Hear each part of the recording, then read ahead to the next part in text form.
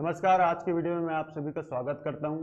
आज हम एक नए वीडियो लेकर के आए हैं हम आपके लिए, जिसमें हम सीजीपीएससी के लिए जितना भी करंट अफेयर, जो नेशनल इंटरनेशनल जितने भी करंट अफेयर्स थे जो हमारे एग्जाम के लिए काम आ सकते हैं, उन सारे करंट अफेयर्स को लेकर के हम एक सीरीज चला रहे हैं। एमसीक्यू सीरीज का एक महाकुंभ है। ये कुंभ का पहला वीडियो है, ठीक है।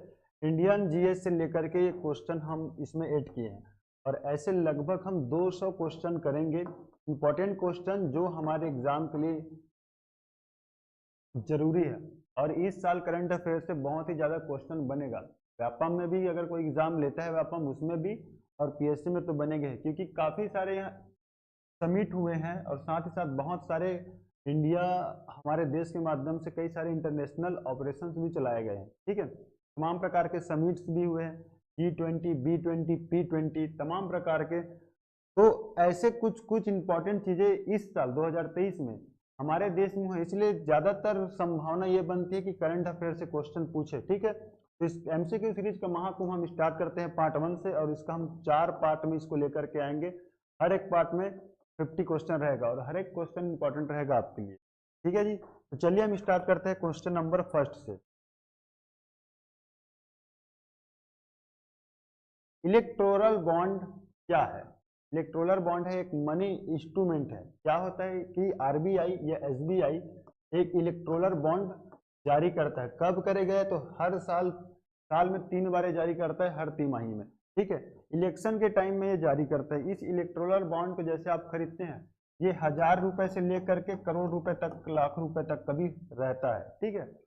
जब आप इस इलेक्टोरल बॉन्ड को जब खरीदते हैं बैंक के माध्यम से, तो इस इलेक्टोरल बॉन्ड का उपयोग आप करते हैं किसी भी पॉलिटिशियंस, किसी भी राजनीतिक पार्टी को चंदा देने के लिए। चुनाव के समय चंदा देते हैं ना, जैसे अभी हमारे छत्तीसगढ़ में विधानसभा चुनाव संपन्न हुआ, 2024 में लोकसभा चुनाव होगा, तब आप इसके बारे में पढ़ेगा कि कई सारे ऐसे पार्टीज होंगे जिसको गुप्त रूप से लाखों करोड़ों अरबों रुपए का दान मिलेगा बड़े बड़े रईसों के माध्यम से, ठीक। वो कहीं और से नहीं, इसी इलेक्टोरल बॉन्ड के माध्यम से जो है वे राजनीतिक पार्टी को चंदा देते हैं इलेक्शन कराने के लिए, ठीक है जी। तो देखिए आप, इलेक्टोरल बॉन्ड्स फॉर पॉलिटिशियन, या sorry political funding, political funding के लिए इसका यूज करते हैं, ठीक है। ये एक मनी इंस्ट्रूमेंट है, इसको ध्यान में रखना आप। भारतीय रिजर्व बैंक आरबीआई ने अपनी डिजिटल करेंसी, डिजिटल ई रुपया कब लॉन्च किया था? ये डेट है 1 नवंबर 2022 को। जैसे क्रिप्टो करेंसी आया था, हालांकि ये क्रिप्टो करेंसी से थोड़ा अलग है, ठीक है। इसका, इसमें किसी भी निजी व्यक्ति का कहना चाहिए इंटरफेयर नहीं रहेगा। इसमें आरबीआई इसको कंट्रोल करेगा। आरबीआई चाहता है कि जो हम भौतिक, जो फिजिकल करेंसी जो हम यूज करते हैं, 5 रुपए का, 200 रुपए का जो नोट हम यूज करते हैं, आपने सुना ही होगा कई बार ऐसा होता है कि इलीगल या नकली नोट भी मिलता है हमें, ठीक है। जैसे कि ये डिजिटल करेंसी आ गया तो इसमें पूरे आरबीआई का कंट्रोल रहेगा, कितना जारी करेगा, क्या करेगा, ये सब यही देखेगा, ठीक है। जब भौतिक नोट जब बंद होगी, तो जो नकली नोट है, जिसको नकली तरीके से छापा जाता है, फर्जी फर्जी वेब सीरीज या फर्जी मूवी आप सभी ने देखे ना, तो वो सारी चीजें बंद हो जाएगा, ठीक है। तो सरकार चाहती है कि डिजिटल जो रुपीज है, डिजिटल जो नोट है, इसको हम लॉन्च करें और भारत के हर एक नागरिक इसको यूज करे। लेकिन इसमें बहुत सारी अभी चुनौतियां हैं, इसलिए इसको भी केवल एक टेस्टिंग पीरियड में हम ऐसा कह सकते हैं, ठीक है। बस आप ध्यान में रखिए, भारतीय रिजर्व बैंक ने अपनी डिजिटल करेंसी 1 नवंबर 2022 को लॉन्च किया था। किस देश द्वारा भारत को 18वीं G20 की अध्यक्षता सौंपी गई थी? जैसे हम जानते हैं कि G20 में जितने भी कंट्रीज होते हैं, स्थायी देश होते हैं और सदस्य देश होते हैं, ठीक है। तो उसमें एक शब्द होता है ट्राइका, ट्राइका। और इस ट्राइका के माध्यम से ये तय किया जाता है कि आने वाले टाइम में किस देश को G20 की अध्यक्षता सौंपी जाएगी। तो भारत जो है, भारत को जो G20 की अध्यक्षता सौंपी गई 2023 में जो हुआ ना, हाल ही में इस वर्ष में 18वां G20, वो दिया गया था इंडोनेशिया के माध्यम से, ठीक। इंडोनेशिया, इसका मतलब ये है कि 17वीं G20 जो है वो इंडोनेशिया में संपन्न होता है, ध्यान में रखें। और यहीं पे भारत को G20 की अध्यक्षता दिया गया था।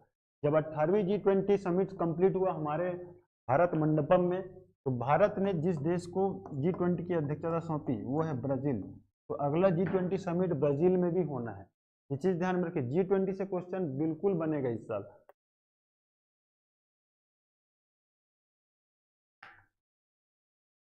ठीक है जी, पूर्व G20 के बारे में भी पूछ सकता है, तो ये चीज आपको पढ़ना है।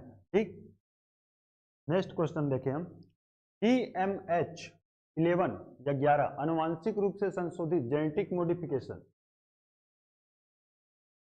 से संशोधित किस फसल की किस्म है? DMH11 ये अभी बहुत ही ज्यादा हाल ही में लाइमलाइट में था। ये एक सरसों का किस्म है, इसको हम GM सरसों भी बोलते हैं, जेनेटिक मॉडिफाइड सरसों। ठीक है, क्या होता है जी, हमारे देश में जो खाने का जो तेल है, वो खाने का तेल का रेट हमेशा अप डाउन होता है। उसका कारण ये है कि हमारे देश में जो 50 से 60% जो खाने का तेल है वो हम पूरा विदेशों से मंगाते हैं। हमारे देश में इतना जो है कहना चाहिए तिलहन फसल का उत्पादन नहीं होता है कि हम हमारा जो आबादी है उसका जो डिमांड है उसको हम पूर्ति कर पाए। तो हमको इस खाद्य का जो तेल खाद्य का जो डिमांड है उस मांग की पूर्ति के लिए हमको दूसरे देशों पर निर्भर होना पड़ता है। अभी पिछले साल की एक आंकड़ा है 2020-21 का, 1,17,000 करोड़ का हम लोग तेल आयात करवाए थे दूसरे देश से। दूसरे देश से हम लोग 1,17,000 करोड़ का तेल मंगवाए थे। ठीक है, तो यदि इस GM सरसों का पर्सपेक्टिव ये है कि सामान्य जो सरसों हम जो उगाते हैं उससे 27 गुना इसका प्रोडक्शन रेशियो सबसे ज्यादा है, 27 गुना ज्यादा प्रोडक्शन देता है ये। ठीक है, जेनेटिक मॉडिफिकेशन के माध्यम से सरसों को बनाया गया है, लेकिन ये अभी लाइमलाइट में इसलिए था कि कुछ पर्यावरणविदों के माध्यम से इस GM सरसों की खेती का विरोध किया गया था।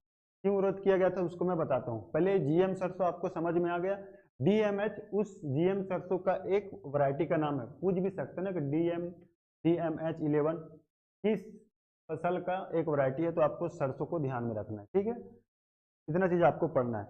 और भारत का जो वाणिज्य विभाग है उसने अभी अभी ये अप्रूवल दे दिया कि अब DMH11 या GM सरसों की खेती भारत के किसान कर सकते हैं, ताकि सरसों का उत्पादन ज्यादा हो। उत्पादन ज्यादा होगा तो तेल की मांग जो है वो मांग के लिए हम किसी अन्य कंट्री पे डिपेंड ना हो, इसके लिए। ठीक, अब मैं क्या बता रहा था आपको कि इसका विरोध क्यों किया गया था। विरोध करने के पीछे कारण यह है कि GM सरसों बहुत ही ज्यादा लाइमलाइट में था कुछ टाइम के लिए। ये जो है ना कीटरोधी फसल, कीटरोधी पौधा है, जो जेनेटिक मॉडिफाइड करके जो ये किस्म बनाया गया है ये कीटरोधी है। ठीक है, तो अब क्या होगा, कीट तो मधुमक्खी भी तो एक प्रकार से कीट ही है, हनी भी, तो वो पॉलिनेशन में बहुत बड़ा रोल प्ले करते हैं हमारे इन्वायरमेंट में क्रॉप का। यदि मधुमक्खी सरसों के इस फूल पे बैठता है और यहाँ से वो अपना रस प्राप्त करता है, ठीक है, तो यदि यहाँ से किसी भी प्रकार का भोजन के लिए मधुमक्खी डिपेंड है और यहाँ से रस प्राप्त करेगा तो वो मर जाएगा। ठीक, तो इससे क्या हो जाएगा भाई, इकोसिस्टम पूरी तरह से डिस्टर्ब हो जाएगा। ठीक है, और साथ ही साथ बाकी जो दूसरे फसल है उसका प्रोडक्शन भी कम हो जाएगा, क्योंकि सारे फसल में ज्यादातर पॉलिनेशन जो होता है वे हनी बी के माध्यम से ही होता है। ठीक है, इसीलिए इसका सबसे ज्यादा विरोध किया गया था। ध्यान में रखिए, GM सरसों ऐसा भी पूछेगा कि निम्न में से सरसों का वैरायटी है DMH11 या GM सरसों का वैरायटी है, ऐसा भी आपको क्वेश्चन कर सकता है। DMH11 GM सरसों को विकसित किया गया था। इसके दो सरसों का वैरायटी था, अर्ली हीरा 2 फास्टर और वरुण बर्जिन। ये इसमें भी ये अमेरिका का ही एक सरसों का वैरायटी है, अमेरिका या UK या US का है, मैं इसमें श्योर नहीं हूँ, आप सर्च कर लीजिएगा। GM सरसों को विकसित किया गया था दो, अर्ली हीरा 2 बारिस्टर और वरुण बर्निज लाइन को क्रॉस करवा करके इनके बीच में जो स्पेशल जो जीन होगा उसको जीन को मिक्स करके एक वैरायटी लाया गया था DMH11। ठीक है, भारत का पहला निजी रॉकेट का नाम है विक्रम-S। जैसे कि आप इलन मस्क के नाम आप सभी ने सुना होगा, उसका एक स्पेस एजेंसी है जिसका नाम है SpaceX। ठीक है, वो एक प्राइवेट एजेंसी है। वैसे ही भारत का एक प्राइवेट एजेंसी है स्काई रूट, और स्काई रूट एजेंसी के माध्यम से इस विक्रम-S को लॉन्च किया गया, जो भारत का फर्स्ट निजी या प्राइवेट रॉकेट है। देखिए, Indian first private rocket set to be launch on 18 November या नवंबर 18। ठीक है, स्काई रूट नाम का एक स्पेस एजेंसी है, प्राइवेट स्पेस एजेंसी है, हमारे कंट्री का पहला कह सकते हो आप। और इन्हीं के माध्यम से भारत का पहला निजी रॉकेट को लॉन्च किया गया था। ठीक, 3 पेलोड ये लेकर के गया था अंतरिक्ष में, जिसमें से एक पेलोड जो है वो विदेशी था। ठीक है जी। और इस जो मिशन है, इस मिशन को नाम दिया गया था प्रारंभ। प्रारंभ मिशन, ये ध्यान में रखिए आप। भारत का पहला निजी रॉकेट विक्रम एस को जब लॉन्च किया गया था तो उस मिशन को क्या नाम दिया गया था? प्रारंभ मिशन। जैसे चंद्रयान मिशन हो गया है ना, आदित्य सूर्य मिशन, गगनयान मिशन, तो ऐसी ये स्काई रूट के माध्यम से प्रारंभ मिशन के अंतर्गत विक्रम एस, जो भारत का पहला प्राइवेट रॉकेट है, उसको लॉन्च किया गया था। ठीक है। भारत के किन 2 नए समुद्री तटों को ब्लू फ्लैग इको लेबल प्रदान किया गया था?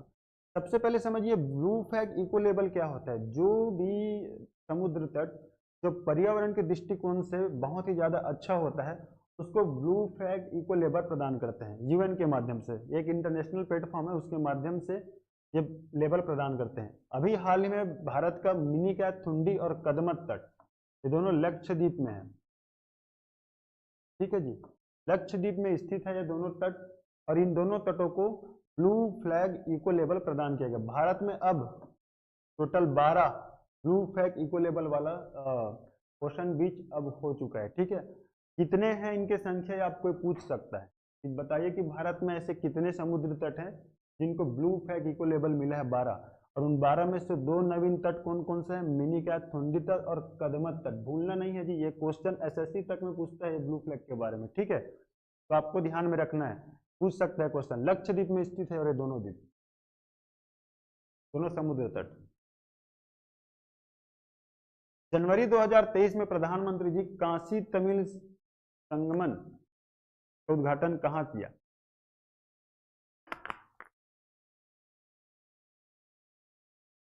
ये हमारे देश के प्रधानमंत्री जी नरेंद्र मोदी, इसमें लिखा है वणक्कम काशी, काशी तमिल संगमम। ठीक है, नरेंद्र मोदी जी के कर कमल से 19 नवंबर 2022 को वाराणसी उत्तर प्रदेश में काशी विश्व हिंदू विश्वविद्यालय में। ठीक है, तो इसका आंसर होगा वाराणसी में। वाराणसी में किया गया था। संगम कालीन जैसे कोई साहित्य था, मणि मेखला शिल्पाधिकारम, तमाम प्रकार की। तो वैसे जितना भी हमारे देश में प्राचीन समय के जो ग्रंथ है, उत्तर भारत में भी तमाम प्रकार के ग्रंथ की रचना हुई, दक्षिण भारत में भी हुआ। और दक्षिण भारत में प्राचीन काल में इन साहित्यों का संगम हुआ, जिसको हम संगम काल के नाम से भी जानते हैं। जब हम इतिहास पढ़ेंगे तब उसके बारे में डिटेल से आपको पता चलेगा। ठीक है, तो वैसे ही अभी प्रधानमंत्री जी ने ये चाहा कि हमारे जो यूथ जनरेशन है, जो वर्तमान के जो जनरेशन है, वे लोग भी उन सारी चीजों के बारे में जाने। ऐसा उन्होंने जनवरी 2023 में काशी तमिल संगमन का एक उद्घाटन किया था। ठीक है, वाराणसी में। ये क्वेश्चन बन सकता है, इतिहास दोहराया जा रहा है। ठीक है। शंघाई सहयोग संगठन के अध्यक्ष, शंघाई कॉरपोरेशन ऑर्गेनाइजेशन के अध्यक्ष के रूप में भारत किस वर्ष पदभार ग्रहण किया था? 2023 में इन्होंने पदभार ग्रहण किया और नई दिल्ली में एक मीटिंग हुई इनके बीच में, और उसमें भारत ने मेजबान किया था। ठीक है, तमाम प्रकार की चीजें हो रही है। अभी आगे हम अलग अलग पार्ट में बहुत सारे समिट के बारे में पढ़ेंगे। ठीक है, ये ध्यान में रखिए। शंघाई सहयोग संगठन में हमारे भारत ने पदभार ग्रहण किया था अध्यक्ष के रूप में 2023 में। गुजरात में स्थित मोरबी पुल किस नदी पर बना था? बहुत ही ज्यादा हाईलाइट था ये मोरबी पुल। ये बना है मच्छू नदी पे। ठीक, देखिए मोरबी पुल इसमें टूटा था और बहुत ही ज्यादा इसमें जन हुई थी। तो ये पूछ सकता है आपको क्वेश्चन, ये मोरबी पुल किस नदी पर बना था? मच्छू नदी पे, ध्यान में रखना। ठीक, संयुक्त राष्ट्र महासभा द्वारा अंतरराष्ट्रीय बाजरा वर्ष, इंटरनेशनल ईयर ऑफ मिलेट, घोषित किया गया है। 2023 को ये इंटरनेशनल मिलेट ईयर घोषित किया गया है संयुक्त राष्ट्र के द्वारा। क्यों किया गया है? अभी क्या हो रहा है वर्तमान में, इसका जो खेती है, जो मिलेट का खेती का रकबा बहुत ही ज्यादा घट चुका है। हमारे भारत में यदि हम देखें तो एक समय में भारत में ही सबसे ज्यादा ये मिलेट का खेती होता था। ठीक है, जैसे कोदो, कुटकी, रागी, बाजरा, इन सारे जो है मोटे अनाज के जो फसल, इन्हीं का खेती सबसे ज्यादा होता था। ठीक, अभी हमारे देश में पहले 37 मिलियन हेक्टेयर पे खेती होती थी, ये घट करके अब 16 मिलियन हो गया है। ठीक है, 16 मिलियन होने के बावजूद भी हम पूरे वर्ल्ड में सबसे ज्यादा मोटे अनाज के उत्पादक हैं। सबसे ज्यादा मोटे अनाज की खेती हमारे ही देश में होती है। तो इस मोटे अनाज का बहुत ही ज्यादा फायदा होता है खाने से। शुगर वाले को भी मोटे अनाज खाना चाहिए, ऐसे डॉक्टर रिकमेंड करते हैं, है ना। और लड़कियों को तो बराबर मोटे अनाज खाना चाहिए, क्योंकि लड़कियों के बॉडी में एक बीमारी होता है पीसीओडी, पीसीओडी नाम का बीमारी होता है। और बाजरा, रागी, कोदो, कुटकी, ये जो मोटे अनाज है उसका जैसे आप खाओगे ना, तो ये पीसीओडी नाम की बीमारी उस महिला को नहीं होगा, कभी लाइफ में नहीं होगा। ठीक, तमाम प्रकार के हेल्थ के लिए भी बहुत ही ज़्यादा अच्छा है। मोटा अनाज पोषक के दृष्टिकोण से भी काफ़ी अच्छा है। और संयुक्त राष्ट्र ये चाहता है कि इसकी खेती का रकबा अब जब धीरे धीरे घट रहा है, तो हमको ध्यान देना चाहिए कि इसका खेती को अब बढ़ाए लोग। इसीलिए आप देखिए हमारे देश के जो कई सारे योजना जो है वो मोटा अनाज से भी रिलेटेड है। प्रधानमंत्री जी ने भी इसके लिए बहुत ही ज़्यादा तमाम प्रकार की योजना लाए। हमारे छत्तीसगढ़ में देख लीजिए, कांकेर के नाथेनामा गांव में मिलेट प्रोसेसिंग यूनिट लगाया गया है बहुत बड़ा। ठीक है, तो ऐसे ये सारी विशेष घटनाएं हो रही है, और ये उसका जो रिलेशन है सीधा सीधा संयुक्त राष्ट्र महासभा, इसलिए क्वेश्चन एक दूसरे से कनेक्ट होकर के बनेगा जी। तो आपको इनके बारे में थोड़ा सा डिटेल पता होना चाहिए। ठीक है, निम्न में से किन दो प्रतिष्ठित स्थानों को 2022-23 की बात, अभी अभी कुछ टाइम पहले लाइमलाइट में था, दो प्रतिष्ठित स्थानों को, ये दोनों प्रतिष्ठित स्थान जो है फेमस हिस्टोरिकल प्लेसेस, वो आप देख लीजिए, यूनेस्को की अस्थायी सूची में जोड़ा गया है। अभी स्थायी सूची में जोड़ा नहीं गया है, मतलब सरकार ये प्रयास कर रही है कि इसको यूनेस्को की स्थायी सूची में जोड़ा जाए। जैसे ये यूनेस्को की स्थायी सूची में जुड़ेगा, ये जो दोनों प्लेस है उसका इंटरनेशनल एक छवि अलग सी बन जाएगी। ठीक, तो दोनों जगह है मोढेरा का सूर्य मंदिर और उनाकोटी। ये है उनाकोटी, जो राज्य है आपका त्रिपुरा में। कुछ भी तो पूछेगा, कुछ भी पूछ सकता है, उनाकोटी किस राज्य में, ऐसा भी पूछ सकता है। ठीक, उनाकोटी प्लेस है, ये रॉक कट है, रॉक कट डिजाइन है। इसमें भगवान शिव जी का, गणेश जी का इन सब का मूर्तियां इसमें उकेरी गई है। ठीक है, उनाकोटी और गुजरात मोढेरा का सूर्य मंदिर, इन दोनों जगहों को यूनेस्को के वर्ल्ड हेरिटेज लिस्ट में अस्थायी सूची में शामिल किया गया है। ये चीज ध्यान में रखना। हर साल अभी और हाल ही में शांति निकेतन को भी हिट किया गया है, इसके बारे में भी मैं आगे बढ़ाऊंगा पार्ट 2 में। ठीक है, अभी आप इतना जानिए कि मोढेरा का सूर्य मंदिर और त्रिपुरा का उनाकोटी, ये दोनों जगहों को यूनेस्को को अस्थायी सूची में शामिल किया गया है। 17वें प्रवासी भारतीय दिवस विषय का थीम क्या था? पहले बात तो हमें प्रवासी भारतीय दिवस मनाते कब है?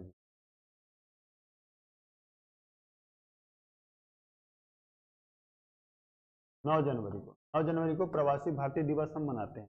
ठीक है, गांधी जी जब दक्षिण अफ्रीका से पहली बार भारत आए वापस, तो उस दिवस को हम प्रवासी दिवस के रूप में मनाते हैं 9 जनवरी को। ये हर साल हम मनाते हैं। ठीक, और 17वें प्रवासी भारतीय दिवस का थीम था प्रवासी अमृत काल में भारत की प्रगति के लिए विश्वसनीय भागीदारी। जैसे प्रवासी मतलब जो कभी हमारे भारत के ही नागरिक हैं, वो जो कभी भारत में थे परंतु काफी समय पहले वे भारत छोड़ के काम के लिए या किसी भी चीज के लिए वे देश छोड़ के बाहर चले गए और वहीं किसी अन्य देश में बसे हैं, लेकिन उनके परिवार अभी भी हमारे देश में है ना। तो क्या होता है, जब कोई व्यक्ति प्रवासी भारतीय अमेरिका में बैठा है सपोज दैट, और वहां से पैसा कमा रहा है, पैसा कमाने के बाद वो भारत में अपने फैमिली को भेजेगा, जिसको हम बोलते हैं रेमिटेंस। ठीक, रेमिटेंस, वो रेमिटेंस भेजता है। एक आंकड़ा के अनुसार लगभग 74,000 करोड़, सॉरी 74 करोड़ या 74 करोड़ के ही आसपास होगा वो, हमको डॉलर रेमिटेंस ही मिलता है। ठीक है, इस रेमिटेंस से ही मिलता है हमको इतना पैसा, जो प्रवासी भारतीय हमारे देश में जो उनके फैमिली है उनको जब भेजते हैं, तो सरकार इसका पूरा पूरा ख्याल रखती है, इसीलिए ये प्रवासी भारतीय दिवस मनाया जाता है। 74वें गणतंत्र दिवस समारोह में मुख्य अतिथि के रूप में किस देश के राष्ट्रपति भारत पहुंचे थे? ध्यान में रखिएगा, मिस्र देश के थे राष्ट्रपति थे वो, मिस्र देश के प्रेसिडेंट।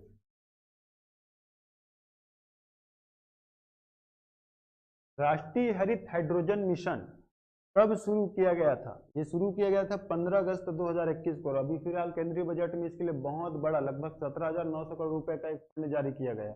ठीक है, इसलिए किया गया है, हम भारत अपना जीरो कार्बन प्रोडक्शन का जो टारगेट है उसको लक्ष्य को पूरा करना चाहता है। ठीक है, इसका मेजर जो है उद्देश्य ये है कि राष्ट्रीय हरित हाइड्रोजन मिशन में हमको रिन्यूएबल एनर्जी पे ज़्यादा फोकस करना है। इसीलिए इस मिशन को लॉन्च किया गया था 15 अगस्त 2021 को। और वर्तमान समय में आप देखिए जलवायु परिवर्तन हो रहा है, ग्लोबल वार्मिंग बढ़ता जा रहा है। अब वार्मिंग छोड़िए, अब तो ग्लोबल बॉइलिंग करके एक टर्म्स आया अभी नया। तमाम प्रकार के इन सब ग्लोबल वार्मिंग, जलवायु परिवर्तन, इन सारे चीजों को ठीक करने के लिए हमारे देश के माध्यम से तमाम प्रकार की जो योजनाएं चलाई जा रही है, उसके वहां से क्वेश्चन बनता ही है। तो राष्ट्रीय हरित हाइड्रोजन मिशन 15 अगस्त 2021 को लॉन्च किया गया था, ठीक है। जोशीमठ में प्रसिद्ध तीर्थ स्थल है, निम्न में से कौन सा ऐसा तीर्थ स्थल है जो जोशीमठ क्षेत्र में? पहले जान लीजिए, जोशीमठ जो है उत्तराखंड में है, ठीक, उत्तराखंड में। अभी आप जानते हैं जोशीमठ काफी ज्यादा न्यूज में था, क्योंकि वहां पे अभी लैंडस्लाइडिंग हुआ था काफी उसमें, और कई घर, कई सड़कों में तो दरार भी आ गए थे, ठीक। वहां पे दो प्रसिद्ध तीर्थ स्थल, एक बद्रीनाथ और सिखों का हेमकुंड साहिबा। साथ ही साथ वहां पे यूनेस्को द्वारा अधिसूचित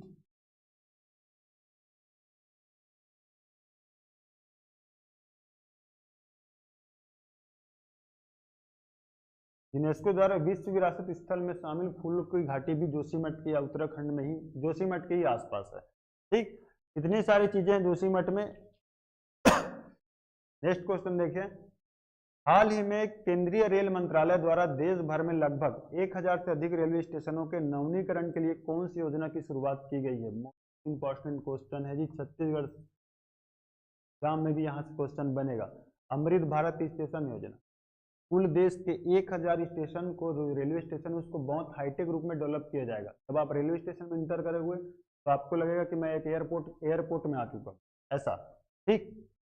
इस अमृत भारत स्टेशन योजना के तहत 1000 स्टेशन में से लगभग 30 से भी अधिक स्टेशन हमारे छत्तीसगढ़ के भी शामिल किए गए हैं, ठीक है, ध्यान में रखिए। 30 से भी अधिक स्टेशन हमारे छत्तीसगढ़ के रेलवे स्टेशन को भी शामिल किया गया। इसीलिए मैं बोल रहा था ये क्वेश्चन बन भी सकता है कि बताइए कि अमृत भारत स्टेशन योजना के अंतर्गत छत्तीसगढ़ के कितने रेलवे स्टेशन को शामिल किया गया है। तो ये चीज आपको पता होना चाहिए। आकांक्षी जिला कार्यक्रम से प्रेरित हाल ही में प्रधानमंत्री द्वारा आकांक्षी ब्लॉक कार्यक्रम, ये नया है, का शुभारंभ किया गया है। यहाँ कार्यक्रम की घोषणा किस केंद्रीय बजट में की गई थी? आकांक्षी एस्पिरेंशियल डिस्ट्रिक्ट। आप मुझे कमेंट करके बताइए कि छत्तीसगढ़ में कितने एस्पिरेंशियल डिस्ट्रिक्ट है केंद्र सरकार ने अपनी योजना में शामिल किया? आकांक्षी जिला, आकांक्षी जिला का मतलब एक ऐसा जिला जो सामाजिक रूप से वहाँ का शिक्षा, स्वास्थ्य और तमाम प्रकार का विकास वाला जो सेक्टर है वो अभी धीमा चल रहा है, अपने डेडलाइन से काफी ज्यादा लेट चल रहा है, ठीक है। तो उसको जितना जल्दी हो सके डेवलप करना है। वैसे हमारे छत्तीसगढ़ में कितने डिस्ट्रिक्ट है आप कमेंट करके बताएं। और ये वैसे ही सरकार ने जब देखा कि ये आकांक्षी जिला कार्यक्रम अब सक्सेस हो रहा है, तब जो रिजल्ट है वो पॉजिटिव आ रहा है, तो उन्होंने सोचा कि क्यों ना आकांक्षी ब्लॉक कार्यक्रम लाया जाए और इसमें तहसील जो है वो ब्लॉक जो है उनका डेवलपमेंट किया जाएगा, ठीक है। वह 2022 और 23 के केंद्रीय बजट में इसको पास किया गया था।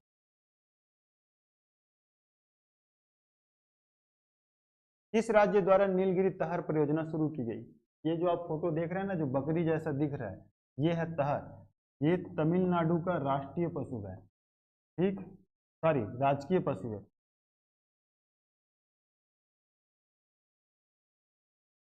तमिलनाडु का राजकीय पशु है। क्या हुआ था,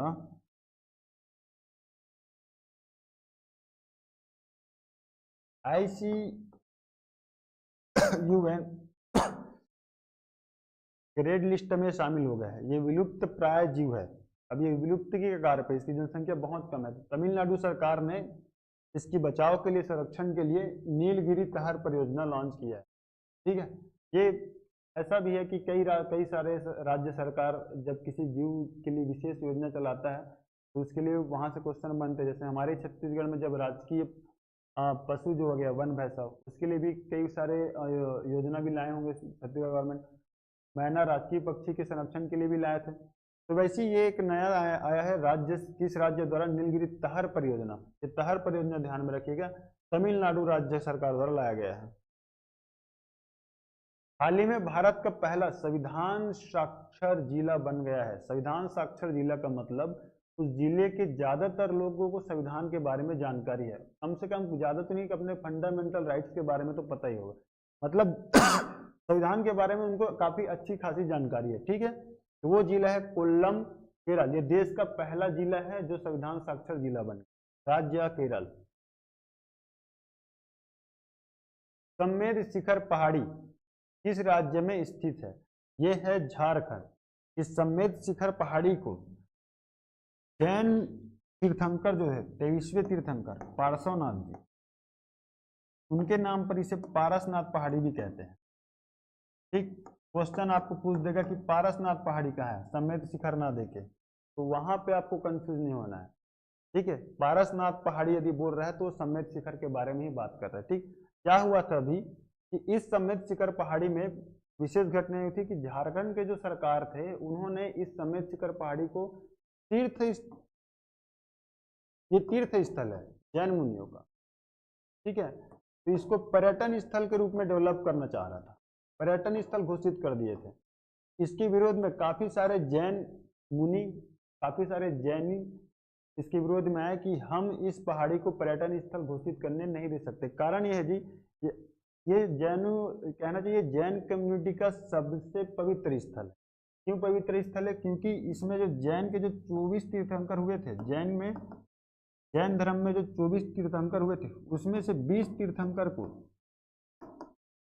इसी पहाड़ी पे मोक्ष प्राप्ति हुई थी। ठीक है, इसीलिए पहाड़ी काफी ज्यादा जैनियों के लिए बहुत ही ज्यादा पवित्र स्थल है, तो इसी चीज का उन्होंने विरोध किया था। ठीक है, आप ध्यान में रखिए, समेत शिखर ना देकर के आपको बोल देगा पारसनाथ पहाड़ी किस राज्य में, ध्यान में रखिए झारखंड, चाहे पारसनाथ बोले, पार्श्वनाथ बोले या समेत शिखर। ठीक,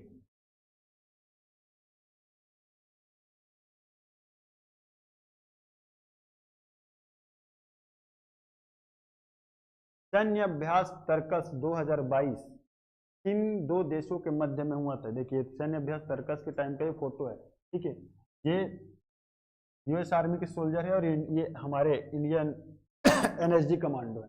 ठीक, भारत और अमेरिका के बीच में तर्कस सैन्य अभ्यास हुआ था। इसमें हमने हमारे भारत के जो एनएसजी कमांडोज है उन्होंने ट्रेनिंग लिया काफी अच्छे से यूएसए के जो सोल्जर है उनके माध्यम से कि आतंकवादियों से हमको किस तरह से निपटना चाहिए, किस किस सिचुएशन में। ये सैन्य अभ्यास हुआ था भारत और अमेरिका के बीच में, तर्कस। संयुक्त राष्ट्र महासभा ने अपने 75वें अधिवेशन में किस वर्ष को मोटे अनाज का अंतर्राष्ट्रीय वर्ष घोषित किया? 2023 को। बाजरा वर्ष भी 2023 और अंतर्राष्ट्रीय मोटे अनाज 2023। ठीक, हाल ही में भारतीय सेना ने अपनी पहली महिला अधिकारी कहाँ तैनात किए हैं? सियाचिन ग्लेशियर के पास जो हमारा जो है सैन्य अड्डा, सियाचिन सैन्य अड्डा, वहां पे उनका नाम है गीतिका कौल। ध्यान में रखिए, वो जो पहली महिला अधिकारी जो है ना, भारतीय सेना ने अपनी पहली महिला अधिकारी को सियाचिन जो हमारा सैन्य अड्डा है वहां पे तैनात किए हैं, उनका नाम है गीतिका कौल। नाम ध्यान में रखिए, गीतिका कौल, पूछ सकता है। हाल ही में विश्व आर्थिक मंच वर्ल्ड इकोनॉमी फोरम ने भारत में चौथी औद्योगिक क्रांति का नया केंद्र स्थापित करने हेतु कौन से स्थान का चयन किया है? वो है हैदराबाद, तेलंगाना। ठीक है, इसके बारे में आप डिटेल पढ़ लीजिएगा। ठीक है, औद्योगिक क्रांति, फोर्थ औद्योगिक क्रांति के बारे में डिटेल से पढ़ लीजिएगा, मेंस में भी यहाँ क्वेश्चन बन सकता है।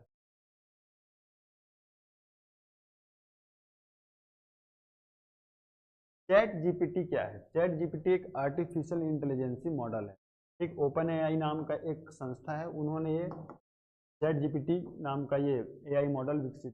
ठीक, आप जब उससे बात करोगे तो बिल्कुल इंसानों की तरह ही सवाल जवाब करेगा। आर्टिफिशियल इंटेलिजेंसी, बुद्धिमत्ता, बौद्धिक क्षमता, लेकिन आर्टिफिशियल, कृत्रिम बौद्धिक क्षमता है। ठीक, तो कविनाश भी करेगा, ज्यादातर हेल्थ सेक्टर और स्पेस अंतरिक्ष सेक्टर में ज्यादा बेटर करेगा। फरवरी 2023 में तुर्की में हुए भीषण भूकंप त्रासदी की मदद हेतु भारत सरकार द्वारा चलाए गए मदद हेतु ऑपरेशन को क्या नाम दिया गया था? ये फोटो आप जितने भी लोग ये वीडियो देख रहे हो ना, ये फोटो किसी न किसी के मोबाइल में उस टाइम डला ही रहा होगा स्टेटस में। ठीक है, जब तुर्की में बहुत ही बड़ा भूकंप आया था, उस भूकंप का आप रिक्टर स्केल से जब ध्यान रखिए, भूकंप मापा जाता है रिक्टर स्केल से, ठीक है। रिक्टर स्केल का जो पैमाना होता है उसके अकॉर्डिंग 7.1 रिक्टर पैमाने के गति से या तीव्रता से भूकंप आया था, जो काफी ज्यादा डेंजर रहता है, बहुत डेंजर पैमाना है, एक बहुत ही ज्यादा तबाही लेके आया था। तो भारत सरकार द्वारा एक स्वास्थ्य सुविधा के लिए एक मुहिम चलाया गया था, जिसको हम बोलते हैं ऑपरेशन दोस्त। ये ध्यान में रखिएगा, ऑपरेशन दोस्त किस देश की मदद के लिए चलाया गया था? तुर्की। या तुर्की में जब भूकंप आया था तो भारत सरकार द्वारा कौन सा ऑपरेशन चलाया गया था? दोस्त, इस साल कई सारे ऑपरेशन चलाए गए हैं। इजराइल में फंसे थे भारतीय, उनको निकालने के लिए भी एक ऑपरेशन चलाया गया। सूडान में फंसे थे, उनको निकालने के लिए भी एक ऑपरेशन चलाया गया। अभी सिलकियारा सुरंग का केस था ताजा ही ताजा, वहां पे 40 मजदूर फंसे थे, कहीं ना कहीं उनके लिए भी एक मिशन चलाया गया। तो नाम आपसे पूछता है हमेशा किस देश के लिए चलाए गए थे, क्योंकि ऐसा मौका भी कभी कभी मिलता है, ठीक है। भारतीय भूवैज्ञानिक सर्वेक्षण ने किस केंद्र शासित प्रदेश में लिथियम की खोज की है? वो है जी जम्मू कश्मीर, ठीक है। लिथियम की खोज किया है जम्मू कश्मीर में। कमेंट करके बताओ आप। अभी हाल ही में हमारे छत्तीसगढ़ में भी कटघोरा वाले क्षेत्र में भी लिथियम मिला है, तो जगह का नाम बताइए और पहाड़ी का। जगह पहाड़ी कौन सा है जहाँ पे लिथियम मिला? हमारे छत्तीसगढ़ में, ठीक। लिथियम, क्योंकि लिथियम हमारे देश में वैसे कहना चाहिए इसका कोई इस प्रकार अभी माइनिंग वगैरह हम नहीं करते, क्योंकि भंडारण का हमको पता ही नहीं चला था। अभी पिछले कुछ सालों से पता चला है। और हम लिथियम, जो आप अभी इलेक्ट्रॉनिक व्हीकल्स जो देख रहे हो, मोबाइल्स हैं, उसमें जो बैटरी लगता है वो लिथियम बैटरी ही होता है, ठीक। तो इसका यूसेज है काफ़ी सारा, लेकिन हम जो है भारतीय जो है हमारा देश जो है लिथियम के लिए दूसरे देश पे भी डिपेंड है। ये मिला है तो बहुत अच्छी बात है। जम्मू कश्मीर मिला है, ध्यान में रखिए। हाल ही में भारत के यूपीआई व पे नाउ को एकीकृत किया गया, ठीक। यूपीआई नाउ, ये सॉरी, पे नाउ किस देश का भुगतान प्रणाली है? जैसे कि हमारे पास यूपीआई पेमेंट ऐप है बहुत सारा, फोन पे हो गया, गूगल पे हो गया, अमेजोन पे हो गया, है ना, पेटीएम हो गया। वैसे ही ना पे नाउ एक डिजिटल पेमेंट ऐप है, लेकिन वो हमारे देश का नहीं है, किसी दूसरे देश का है। और यदि मान लो मेरा कोई भाई उस देश में काम कर रहा है और मैं उसको बोलूं कि मुझे कुछ पैसा भेजो, तो उसके लिए तमाम प्रकार के कोई भी बैंकिंग प्रोसेस से गुजरने की इसको कोई जरूरत नहीं। वो पे नाउ इंस्टॉल करेगा, मैं अपना यूपीआई आईडी बताऊंगा, यूपीआई आईडी इंटर करेगा, पैसा वो मुझे भेज देगा। मैं जिसकी बात कर रहा था ना, रेमिटेंस, वो रेमिटेंस मेरे को सेंड कर देगा, ठीक। ये जो पे नाउ वाला जो है भुगतान प्रणाली, वो सिंगापुर से है, सिंगापुर का है ये पहली पर्सन टू पर्सन, मतलब देश का ऐसा ऐसा पहली बार हुआ देश में कि यूपीआई को किसी अन्य देश के साथ इंटीग्रेट किया गया है, एकीकृत किया गया है, ठीक है। सिंगापुर का है ये पे नाउ पेमेंट प्रणाली सिस्टम, आपको ध्यान में रखो, ठीक। हाल ही में यायोत्सो झील को जैव विविधता बायोडाइवर्सिटी विरासत स्थल के रूप में घोषित किया गया है। यह स्थल कहाँ पे है? ये स्थल है लद्दाख में, और ये लद्दाख का पहला जैव विविधता वाला स्थल, ध्यान में रखिए, ठीक। लद्दाख में है ये यायोत्सो झील।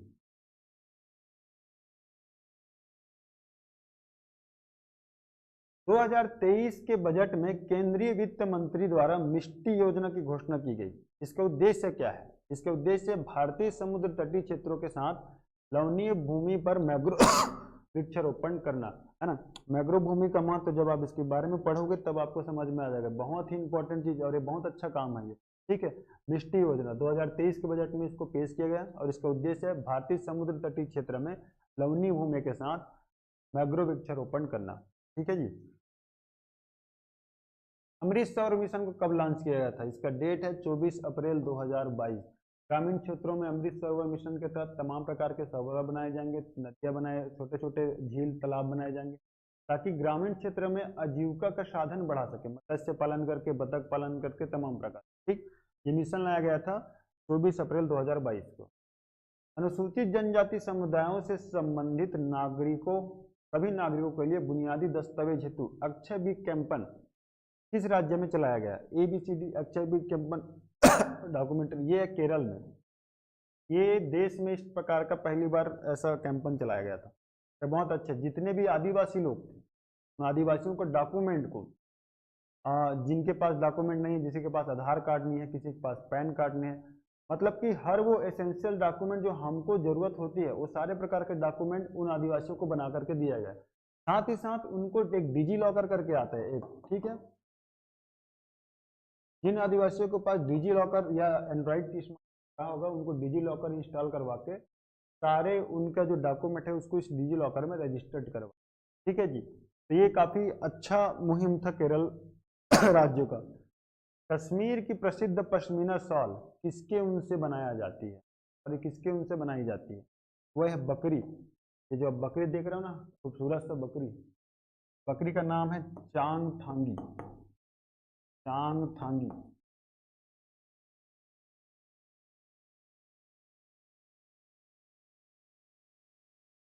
चांगथांगी नाम ध्यान में रखिएगा। पश्मीना शॉल किस बकरी के ऊन से मिलता है? चांगथांगी। या पश्मीना शॉल किसके ऊन से बनाया जाता है? तो बकरी का। क्या हुआ, अभी पश्मीना शॉल की जो बुनाई को जो कला है उसको फ्रेंच टच मिला है, फ्रेंच टच करके कुछ है, वो मिला है अभी पश्मीना शॉल को, ठीक। वो चांगथांगी नाम का एक बकरी के प्रजाति है, उसके उनसे बनाया जाता है पश्मीना शॉल को। तो जम्मू कश्मीर और लद्दाख वाले क्षेत्र में ज्यादातर ये मिलता है। रॉसकॉस्मोस किस देश की अंतरिक्ष एजेंसी है? ये है रूस का। तो हाल ही में जब हमारे चंद्रयान मिशन 3 जब हम लोग लॉन्च कर रहे थे तो रशिया भी उसी टाइम में ही लॉन्च किया, ठीक है। ये ध्यान में रखिए, रॉसकॉस्मोस जो है रूस का अंतरिक्ष एजेंसी है, स्पेस एजेंसी। हाल ही में देश में अंतर्देशीय जल परिवहन इनलैंड वाटर ट्रांसपोर्ट को बढ़ावा देने हेतु महानदी पर, महानदी इंपॉर्टेंट हो जाता है, ठीक है, महानदी पर 2 राष्ट्रीय जलमार्ग निर्माण की घोषणा की गई। उन जलमार्गों का नाम बताइए। जलमार्ग है NW5, NW64, जैसे कि नेशनल हाईवेज होता है जो ऐसे नेशनल वाटरवेज होगा, ठीक, वाटरवेज। तो नेशनल वाटरवेज N5 और नेशनल वाटरवेज 64, ये दोनों महानदी पर बनाया जा रहा है, ठीक है जी। हाल ही में भारत किस देश के साथ मैत्री पाइपलाइन का उद्घाटन किया? वो है बांग्लादेश। मैत्री पाइपलाइन क्या होगा कि जो सिलीगुड़ी है हमारे भारत में, वहां से बांग्लादेश तक के एक पाइपलाइन बिछाया जाएगा और उससे हाई स्पीड में फोर्सफुल्ली वहां से पेट्रोल और डीजल ये तमाम प्रकार की चीजें भेजी जाएंगी पाइप के माध्यम से। इससे होगा कि जो ट्रांसपोर्टिंग वे जो है वो बहुत ही ज्यादा इजी हो जाएगा, हमको ट्रकों के माध्यम से भेजने की जरूरत नहीं पड़ेगी, ठीक। भारत में 2023 में कौन से माह को इंडियन मेट्रोलॉजी डिपार्टमेंट द्वारा हीट वेव घोषित किया गया था? फरवरी माह को। हीट वेव क्या होता है? जब किसी भी क्षेत्र का जो कहना चाहिए नॉर्मल जो टेम्परेचर होता है, जब वो टेम्परेचर 45 डिग्री सेल्सियस से अधिक चला जाता है उस क्षेत्र को हम हीट वेव घोषित कर देते हैं। ज़्यादा नहीं लेकिन 4-5 दिन के लिए जरूर रहता है, और ये हीट वेव मौसम को थोड़ा बहुत नहीं बहुत प्रभावित करता है, ठीक है जी। उमस वाली अचानक गर्मी आ जाती है, तमाम प्रकार की चीज़ें होती है। तो ये जो 2023 में फरवरी का मंथ था जिसे हम हीट वेव घोषित किया गया था इंडियन मेट्रोलॉजी डिपार्टमेंट के द्वारा। ध्यान में रखिए जी, इंपॉर्टेंट है ये क्वेश्चन।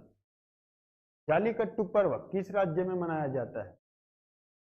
तमिलनाडु में। अब मैं इसको करंट के क्वेश्चन में क्यों ऐड किया हूँ?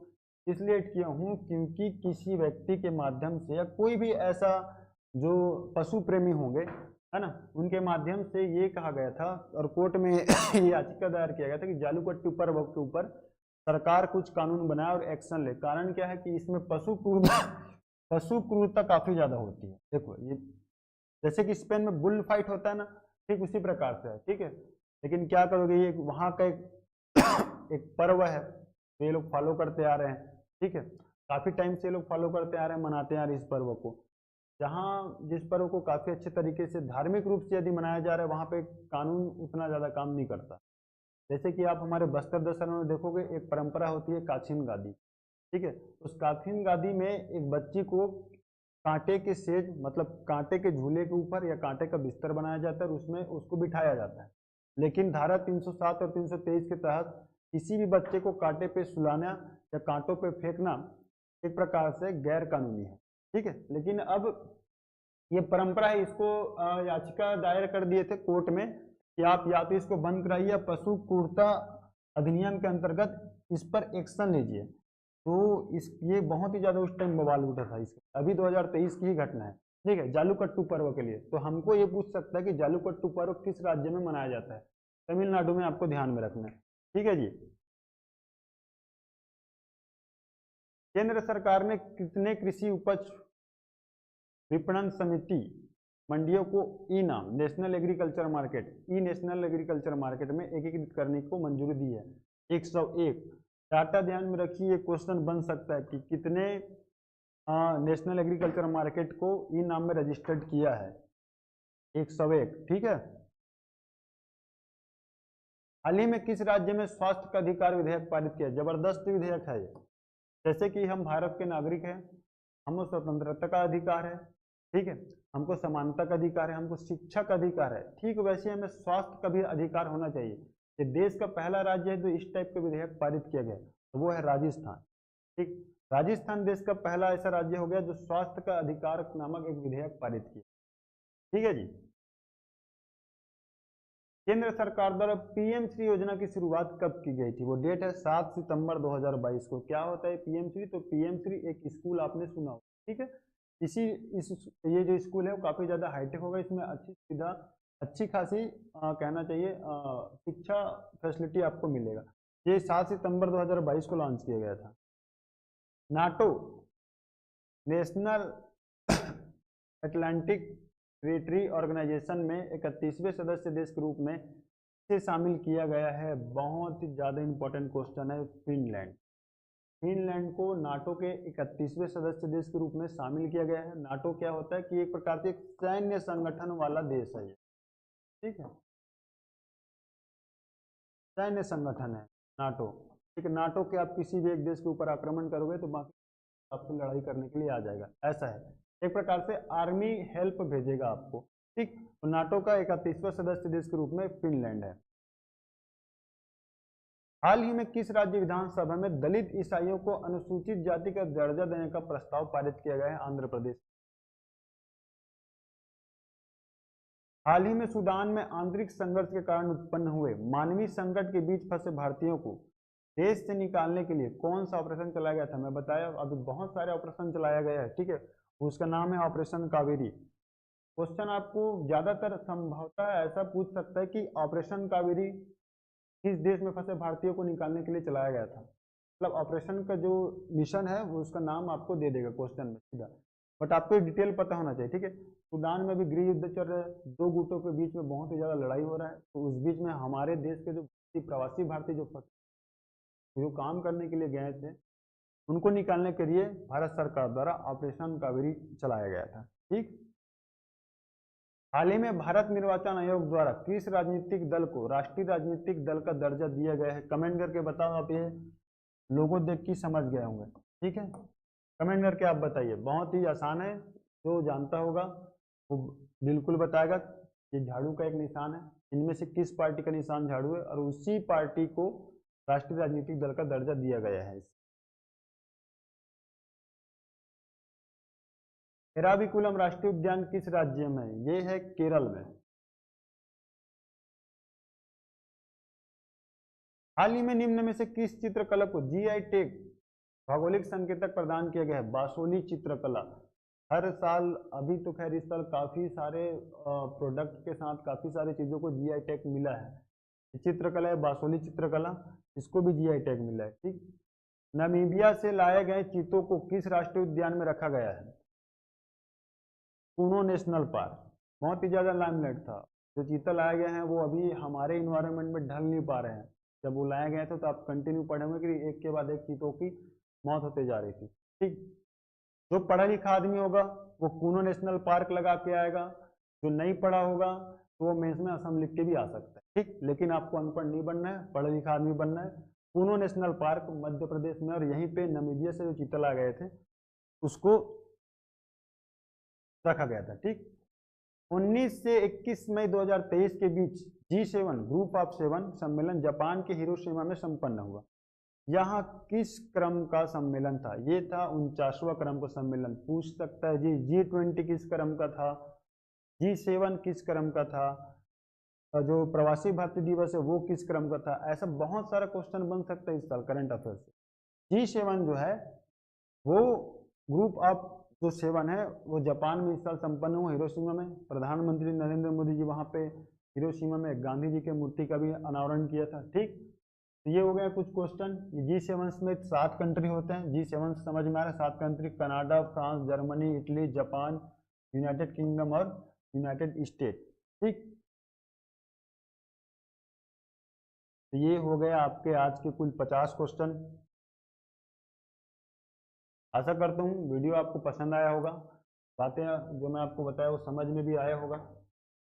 ठीक, करंट में आपको काफ़ी अच्छे से तैयारी रखना है। करंट में इस साल काफ़ी सारा क्वेश्चन पूछेगा आपको और तैयारी आपको बेहतर ही रखनी है। ठीक है,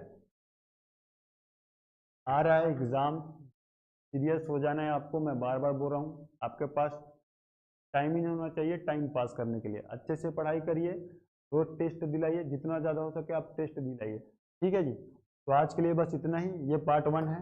कुछ दिन बाद मैं पार्ट 2 लेकर के आऊँगा और इंडियन जीएस को लेकर के लगभग ऐसे 4 वीडियोस आएंगे। उसके बाद हम CGGS में, मतलब छत्तीसगढ़ में कौन कौन सा करंट अफेयर्स को लेकर के विशेष घटना हुई है उसके बारे में पढ़ेंगे। तो करंट अफेयर के एक भी सीरीज इस महाकुंभ के मेले को आपको छोड़ना नहीं है। ठीक है, तो चलिए आज के लिए बस इतना ही। आप सभी का बहुत बहुत धन्यवाद।